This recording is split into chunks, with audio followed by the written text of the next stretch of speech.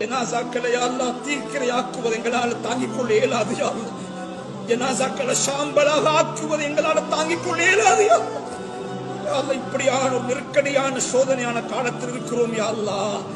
யா அல்லாஹ், எங்களுக்கு எதிராக குரல் கொடுக்கிறார்கள் யா அல்லாஹ். எங்களுடைய மதரசாக்களுக்கு எதிராக பேசுகிறார்கள் யா அல்லாஹ். எங்களுடைய மஸ்ஜிதுகளுக்கு எதிராக பேசுகிறார்கள் யா அல்லாஹ். எங்களுடைய மக்தபுகளுக்கு எதிராக பேசுகிறார்கள் யா அல்லாஹ். ரப்பே, நாங்க எந்த ஒரு அநியாயமும் யாருக்கும் செய்யவில்லை யா அல்லாஹ். உனக்கு பொருத்தமாக வாழ்வதற்கு முயற்சிக்கிறோம் யா அல்லாஹ். ரப்பே, நீ எங்களை சோதித்து விடாதே யா அல்லாஹ். எங்களோட மதரசாக்களை யா அல்லாஹ் பாதுகாத்து விடுவாயாக யா அல்லாஹ். எங்களோட ஜனாசாக்களை பாதுகாப்பாயாக யா அல்லாஹ். கண்ணியமான முறையில எங்களுக்கு அருமை நபியுல்லாஹி ஸல்லல்லாஹு அலைஹி வஸல்லம் காட்டி தந்த முறையில ஜனாசாக்களை அழகான முறையில் நல்லடக்கம் செய்யணும் என்று விரும்புகிறோம் யா அல்லாஹ். அப்படியான சந்தர்ப்பங்களை எங்களுக்கு தந்து விடுவாயாக யா அல்லாஹ். அப்படியான சந்தர்ப்பங்கள் எங்களுக்கு தந்து விடுவாயாக யா அல்லாஹ். எங்களுக்கு இப்படியான ஒரு சந்தர்ப்பம் தருவதனால யா அல்லாஹ், காஃபிர்கள் எங்களுக்கு எதிராக கொதித்து எழும்புவதிலிருந்து அவர்களுடைய உள்ளங்களை நீ அமைதியை உண்டாக்கிறியா அல்லாஹ்.